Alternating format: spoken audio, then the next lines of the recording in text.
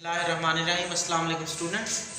First year आपके biology के chapter number 11 का लेक्चर नंबर 25 है और आपका टॉपिक है क्रेब्स साइकिल और सिट्रिक एसिड साइकिल। ये हमारा टॉपिक है क्रेब्स साइकिल या सिट्रिक एसिड साइकिल। मैं एक दफ़ा डायग्राम से आपको बता देता हूँ बेटा दोबारा कि ये ऊपर जो लिखा हुआ है ये ऑक्सीडेशन ऑफ पायरोवेट है जो आप पढ़ चुके हो। हमने क्रेब्स साइकिल देखना है। कौन सा साइकिल? क्रेब्स साइकिल, ये देखना है हमने। और आपने कहा था क्रेब्स साइकिल शुरू होता है जब एसिटाइल कोए जिसके अंदर 2 कार्बन होती हैं, ये किससे मिलता है? ऑक्सालो एसीटेट से मिलता है, जिसके नतीजे में 6 कार्बन वाला कंपाउंड सिट्रेट बनता है। सबसे पहले एसिटाइल कोए और ऑक्सालो एसीटेट आपस में मिलते हैं और 6 कार्बन कंपाउंड सिट्रेट बनता है और इस अमल के दौरान वाटर ऐड होता है, कोएंजाइम ए रिलीज हो जाता है। उसके बाद सिट्रेट अपने आइसोमर, यहाँ से हमने शुरू करना है आज का लेक्चर क्योंकि ये कल आप पढ़ रहे हो सिट्रिक एसिड साइकिल या क्रेब्स साइकिल और इसका पार्ट 2 है। थोड़ा बहुत हमने पढ़ लिया था। सिट्रेट अपने आइसोमर आइसोसिट्रेट में कन्वर्ट हो जाता है। उसके बाद जो आइसोसिट्रेट है उसकी ऑक्सीडेशन होती है। उसकी क्या होती है? ऑक्सीडेशन होती है। और ऑक्सीडेशन करता कौन है? NAD ऑक्सीडेशन करता है और NAD क्या हो जाता है? रिड्यूस हो जाता है किसके अंदर? NADH के अंदर। और आइसोसिट्रेट की एक तो ऑक्सीडेशन होती है बच्चों, दूसरी क्या होती है? डी कार्बोक्सिलेशन होती है। डी कार्बोक्सिलेशन यानी कि removal of carbon dioxide. Carbon dioxide release होती है और ऑक्सीडेशन होती है, जिसके नतीजे में आइसोसिट्रेट अल्फा कीटोग्लूटारेट में कन्वर्ट हो जाता है। याद रखिएगा आइसोसिट्रेट और सिट्रेट दोनों में ये आइसोमर हैं एक दूसरे के, लिहाजा दोनों में 6 कार्बन होती हैं। अब एक कार्बन डाइऑक्साइड की शक्ल में रिलीज हो गई है तो बकिया कार्बन कितने हो गए? 5। तो अल्फा कीटोग्लूटारेट के अंदर कितने कार्बन होते हैं? 5 कार्बन। आइसोसिट्रेट की ऑक्सीडेशन हुई, डी कार्बोक्सिलेशन हुई और isocitrate 5 carbon compound alpha ketoglutarate में कन्वर्ट हो गया। उसके बाद अल्फा कीटोग्लूटारेट की फिर ऑक्सीडेशन हुई और फिर क्या हुई? डी कार्बोक्सिलेशन हुई। और अल्फा कीटोग्लूटारेट के अंदर 5 कार्बन होते हैं। जब एक कार्बन और निकल जाती है तो नतीजे में जो अगला कंपाउंड बनता है वो 4 कार्बन वाला होता है और उस 4 कार्बन वाले कंपाउंड को बोलते हैं सक्सीनेट।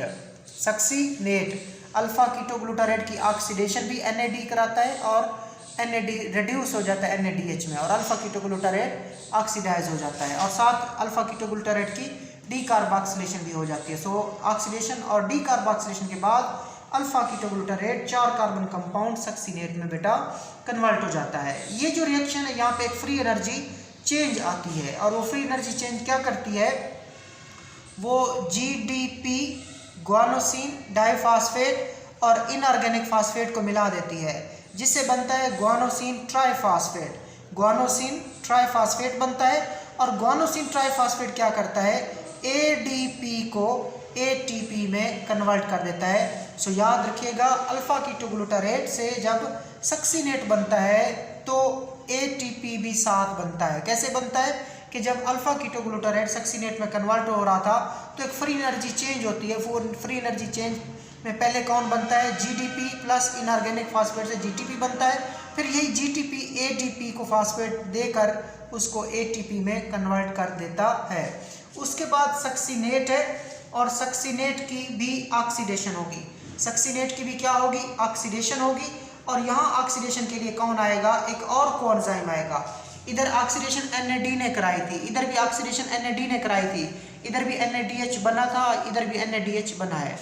अब सक्सीनेट की ऑक्सीडेशन कौन कराता है? FAD फ्लेवन एडेनिन डाइन्यूक्लियोटाइड, जबकि ये क्या है? Nicotine amide dinucleotide. दोनों कोएंजाइम हैं लेकिन सक्सीनेट की जो ऑक्सीडेशन है वो FAD फ्लेवन एडेनिन डाइन्यूक्लियोटाइड करता है और उसकी खुद की रिडक्शन हो जाती है किसके अंदर? FADH2 के अंदर। तो जिसके नतीजे में सक्सीनेट ऑक्सीडेशन के बाद किस में कन्वर्ट हो जाता है? फ्यूमरेट के अंदर। और फ्यूमरेट में भी कितनी कार्बन होती हैं? 4 कार्बन होती हैं। चूंकि सक्सीनेट की डी कार्बोक्सिलेशन नहीं हुई है, सक्सीनेट से कोई कार्बन नहीं निकली है, लिहाजा कार्बन की तादाद क्या रहती है? सेम रहती है। उसके बाद फ्यूमरेट के अंदर क्या ऐड होता है? वाटर ऐड होता है, जिससे बनता है मेलेट। क्या बनता है, मेलेट बनता है, उसके अंदर भी 4 कार्बन होती है, कार्बन में फर्क नहीं है। सक्सीनेट में 4 कार्बन, फ्यूमारेट में 4 कार्बन। सक्सीनेट फ्यूमारेट में कैसे कन्वर्ट हुआ, ऑक्सीडेशन के बाद, और ऑक्सीडेशन किसने की, FAD ने की। उसके बाद फ्यूमारेट में वाटर एंटर होता है और वो मेलेट में कन्वर्ट होता है। मेलेट की फिर क्या होती है, मेलेट की ऑक्सीडेशन होती है और ऑक्सीडेशन करने वाला फिर कौन है, NAD है। और उसकी जब मेलेट की ऑक्सीडेशन हो जाए तो मेलेट कन्वर्ट हो जाता है दोबारा ओरिजिनल 4 कार्बन कंपाउंड जिसका नाम क्या था, ऑक्सैलोएसीटेट। और NAD रिड्यूस हो जाता है किसके अंदर, NADH के अंदर। तो इधर भी NADH बनता है, इधर भी NADH बना, इधर भी NADH बना, और इस जगह पे क्या बना, FADH2 बना, और इधर क्या बना, ATP बना। तो ये आपका कौन सा साइकिल है, ये आपका क्रेब्स साइकिल है, सिट्रिक एसिड साइकिल है। सिट्रिक एसिड साइकिल इसकी वजह से कहते हैं कि सबसे पहले जो चीज़ बनती है वो सिट्रेट होता है। तो आसान सा साइकिल है, इसको देख लेते हैं। After two steps that simply result in the forming of an isomer of citrate, the isocitrate, another NAD mediated oxidation take place. This is accomplished by removal of a molecule of carbon dioxide. The result is alpha ketoglutarate. ठीक हो गया। After 2 steps that simply result in forming an isomer of citrate that is called isocitrate. क्या कहा गया है कि 2 step लगेंगे, क्या होंगे, 2 स्टेप का रिएक्शन होगा, 2 स्टेप के रिएक्शन होंगे जिसके नतीजे में सिट्रेट किस में कन्वर्ट हो जाएगा, अपने आइसोमर में कन्वर्ट हो जाएगा। और सिट्रेट का आइसोमर क्या होता है, आइसोसिट्रेट, कार्बन बराबर 6 और 6। आगे क्या होगा, another NAD mediated oxidation take place। उसके बाद आइसोसिट्रेट की NAD mediated oxidation होती है। This is accompanied by removal of molecule of carbon dioxide which is called decarboxylation. The resultant molecule is called alpha ketoglutarate। अब क्या कहा जा रहा है कि अल्फा कीटोग्लूटारेट की NAD mediated क्या होती है, ऑक्सीडेशन होती है, और आइसोसिट्रेट की डीकार्बोक्सिलेशन भी होती है। अब आइसोसिट्रेट के साथ आपने क्या करना है, आइसोसिट्रेट की NAD मीडिएटेड ऑक्सीडेशन करानी है, यानी कि आइसोसिट्रेट की ऑक्सीडेशन करानी है, जिसको कौन करेगा, ऑक्सीडेशन को कैरी कौन करेगा, NAD करेगा। और साथ आइसोसिट्रेट की कार्बन डाइऑक्साइड भी आपने निकाल देनी है, यानी कि इसकी आपने ऑक्सीडेशन करानी है और इसकी CO2 रिलीज करनी है। ऑक्सीडेशन NAD करेगा और किस में रिड्यूस होगा, ये खुद रिड्यूस हो जाएगा NADH में, जबकि इसको क्या कर देगा, ऑक्सीडाइज कर देगा किसके अंदर, अल्फा कीटोग्लूटारेट के अंदर, जिसके अंदर कितनी कार्बन है, 5 कार्बन है। It in turn undergo further oxidation. अब अल्फा कीटोग्लूटारेट फर्दर ऑक्सीडेशन में चला जाता है। अल्फा कीटोग्लूटारेट की भी क्या होती है, फर्दर ऑक्सीडेशन होती है, और वो ऑक्सीडेशन भी कौन करता है, NAD करता है। और NAD के अंदर 2 हाइड्रोजन मिलते हैं और वो NADH या NADH2 आप लिख सकते हो, ठीक है। अल्फा कीटोग्लूटारेट की फिर ऑक्सीडेशन होती है, वो भी कौन करता है, NAD, और NAD किस में, NADH में या NADH2 में कन्वर्ट हो जाता है, और साथ डीकार्बोक्सिलेशन भी होगी। अल्फा कीटोग्लूटारेट की डीकार्बोक्सिलेशन भी होगी, followed by a decarboxylation that is removal of carbon dioxide and addition of a molecule of water. The product then has 1 carbon atom and 1 oxygen atom less, जिसके नतीजे में 1 carbon atom less हो जाएगा और 1 oxygen का atom less हो जाएगा, और रिजल्टेंट मॉलिक्यूल क्या होगा, सक्सीनेट। ये देखिएगा कि अब अल्फा कीटोग्लूटारेट की भी NAD मीडिएटेड क्या होती है, ऑक्सीडेशन होती है। इनके अल्फा कीटोग्लूटारेट की भी ऑक्सीडेशन कौन करेगा, NAD करेगा। ऑक्सीडेशन के बाद होगा क्या, NAD यहाँ से 2 हाइड्रोजन ले लेगा और किस में कन्वर्ट हो जाएगा, NADH2 में भी कन्वर्ट हो सकता है, NADH प्लस HP आप लिख सकते हो, ठीक है। सिंपल, बस आपने कहना है कि अल्फा कीटोग्लूटारेट की NAD क्या कर देगा, ऑक्सीडेशन कर देगा, और साथ अल्फा कीटोग्लूटारेट की क्या होगी, डीकार्बोक्सिलेशन होगी। और साथ ये रिएक्शन में मेंशन नहीं है, एक पानी का मॉलिक्यूल भी ऐड होगा। अब आप देखें, एक कार्बन डाइऑक्साइड अल्फा कीटोग्लूटारेट से जा रही है, एक कार्बन डाइऑक्साइड अल्फा कीटोग्लूटारेट से रिलीज हो रही है, तो अगला जो कंपाउंड बनेगा उसमें कार्बन कम हो जाएगी, और 2 ऑक्सीजन जा रहे हैं, ऑक्सीजन 2 जा रहे हैं, लेकिन 1 ऑक्सीजन फिर आ रही है वाटर की शक्ल में, 1 ऑक्सीजन फिर ऐड हो रही है, तो ओवरऑल ऑक्सीजन कितनी कम होगी, चूँकि 2 ऐड हो रही, 2 जा रहे हैं, 1 फिर ऐड हो रही है, तो ओवरऑल अगला जो कंपाउंड होगा उसमें 1 कार्बन कम होगी और 1 ऑक्सीजन कम होगी। आप कहेंगे सर 2 ऑक्सीजन कम होगी, लेकिन 2 बिल्कुल दो होती हैं, लेकिन चूंकि वाटर का मॉलिक्यूल ऐड होता है, वाटर के मॉलिक्यूल में एक ऑक्सीजन होती है, लिहाजा दो ऑक्सीजन जाती है, एक ऑक्सीजन ऐड होती है, तो नेट कितने ऑक्सीजन रिलीज हुए हैं? एक ऑक्सीजन। सो अगला जो कंपाउंड बनता है उसका नाम होता है सक्सीनेट, जिसके अंदर 4 कार्बन होती हैं।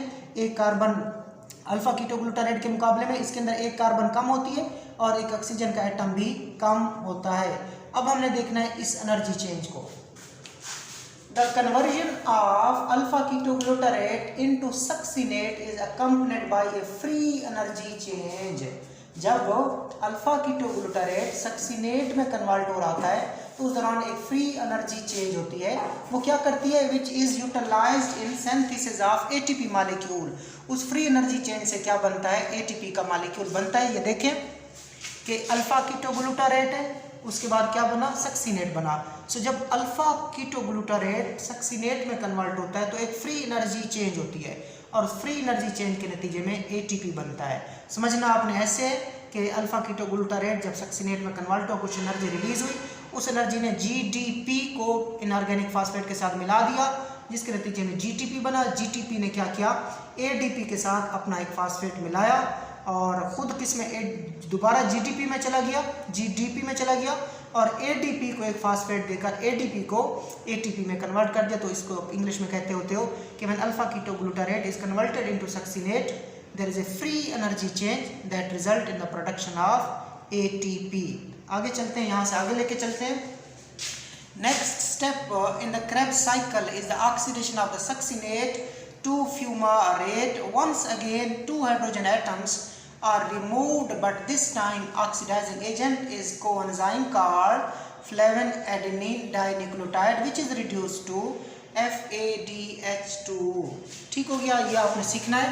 उसके बाद उन्होंने क्या कहा कि अगला जो स्टेप होगा क्रेब्स साइकिल में वो सक्सीनेट की ऑक्सीडेशन होगी। किसकी? सक्सीनेट की ऑक्सीडेशन होगी और सक्सीनेट से 2 हाइड्रोजन एटम निकाले जाएंगे, लेकिन इस दफ़ा ऑक्सीडाइजिंग एजेंट, हाइड्रोजन निकालने वाला एजेंट कौन होगा? FAD होगा, फ्लेवन एडेनिन डाइन्यूक्लियोटाइड होगा, जो किस में कन्वर्ट हो जाएगा? FADH2 में कन्वर्ट हो जाएगा। और सक्सीनेट ऑक्सीडेशन के बाद सक्सीनेट की जब FAD ऑक्सीडेशन करा देगा तो सक्सीनेट फ्यूमरेट में कन्वर्ट हो जाएगा। चूँकि यहाँ पे चूँकि कार्बन कहीं पे नहीं निकली तो सक्सीनेट के अंदर भी 4 कार्बन, फ्यूमरेट के अंदर भी कितनी carbon? 4 carbon.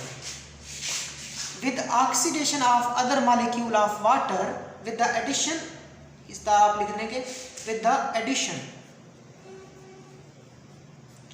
the addition of other molecule of water fumarate is converted into malate। यहाँ पे बस आपने क्या करना है? with the addition of water molecule into the fumarate is converted into malate। के फ्यूमरेट के अंदर पानी का एक और मॉलिक्यूल ऐड होता है। एक मॉलिक्यूल इधर ऐड हुआ था, ये देखें, एक मॉलिक्यूल अल्फा कीटोग्लूटारेट में वाटर मॉलिक्यूल ऐड हुआ था। सो फ्यूमरेट के अंदर एक और पानी का मॉलिक्यूल ऐड होता है और फ्यूमरेट को किस में कन्वर्ट कर देता है? मैलेट में कन्वर्ट कर देता है। आगे चलते हैं। अनदर NAD मीडिएटेड, दोबारा तीसरी दफ़ा क्रेब्स साइकिल के अंदर NAD मीडिएटेड क्या होती है? ऑक्सीडेशन होती है। किसकी? मैलेट की होती है और उससे क्या बन जाता है? ऑक्सालो एसीटेट बन जाता है। और ऑक्सालो एसीटेट क्या है? Original 4 carbon molecule, original 4 carbon molecule. अब मैलेट की दोबारा NAD मीडिएटेड क्या होती है? ऑक्सीडेशन होती है। अब दोबारा मैलेट की NAD मीडिएटेड ऑक्सीडेशन होती है, जिसके नतीजे में malate original 4 carbon compound, 4 carbon molecule oxaloacetate में क्या हो जाता है? कन्वर्ट हो जाता है। आगे चलते हैं। दिस कंप्लीट्स द साइकिल, इससे क्रेब्स साइकिल मुकम्मल हो जाता है। ऑक्सालो एसीटेट में now combine with another molecule of acetyl CoA to enter the cycle and whole process is repeated. अब ये जो ऑक्सालो एसीटेट होगा, अब ये जो ऑक्सालो एसीटेट होगा ये दोबारा एसिटाइल CoA से मिल सकता है और सिट्रेट बनेगा और दोबारा साइकिल स्टार्ट हो जाएगा। दोबारा साइकिल स्टार्ट हो जाएगा। तो इसमें आपने क्या क्या सीखा? यहाँ पे oxidative decarboxylation produces NADH with release of carbon dioxide. 2 चीज़ें हुई हैं, एक ऑक्सीडेशन हुई है और एक डीकार्बोक्सिलेशन हुई है। ऑक्सीडेशन भी किसकी हुई है? आइसोसिट्रेट की हुई है और डीकार्बोक्सिलेशन भी किसकी हुई है? आइसोसिट्रेट की हुई है, जिसके नतीजे में एक तो NADH बना और एक क्या रिलीज हुई? कार्बन डाइऑक्साइड रिलीज हुई। आगे इधर a second oxidative decarboxylation produces a second NADH with the release of a second carbon dioxide। Alpha ketoglutarate की फिर क्या हुई है, ऑक्सीडेशन हुई है इधर, और इधर क्या हुई है, डीकार्बोक्सिलेशन हुई है, डीकार्बोक्सिलेशन हुई है, जिसके नतीजे में NaDH बना और कार्बन डाइऑक्साइड बनी। उसके बाद इधर the oxidation of the succinate produces FADH2, याद रखिएगा FADH2 इधर बनता है, बाकी हर जगह NaDH बनता है, बाकी 3 जगहों पे NaDH बना। जब सक्सिनेट की ऑक्सीडेशन होती है, कौन करता है, FAD करता है, तो क्या बनता है, FADH2 बनता है। उसके बाद the dehydrogenation of the malate produces a third NaDH and the cycle return to its starting point। ये समझना है आपने इसको। आप ऑक्सीडेशन का दूसरा मतलब क्या होता है बच्चों, dehydrogenation, removal of hydrogen, dehydrogenation, hydrogen के रिमूवल को भी आप क्या कहते हो, ऑक्सीडेशन कहते हो। मैलेट की ऑक्सीडेशन होती है और ऑक्सालो एसीटेट बनता है, या आप ये भी कह सकते हो कि मैलेट की डिहाइड्रोजिनेशन होती है और उससे ऑक्सालो एसीटेट बनता है। सो मैलेट की ऑक्सीडेशन हो या मैलेट की डिहाइड्रोजिनेशन हो, ये दोनों चीज़ें कराता कौन है, NAD कराता है, जिसके नतीजे में NaDH बनता है और मैलेट कन्वर्ट हो जाता है किसके अंदर, ऑक्सालो एसीटेट के अंदर।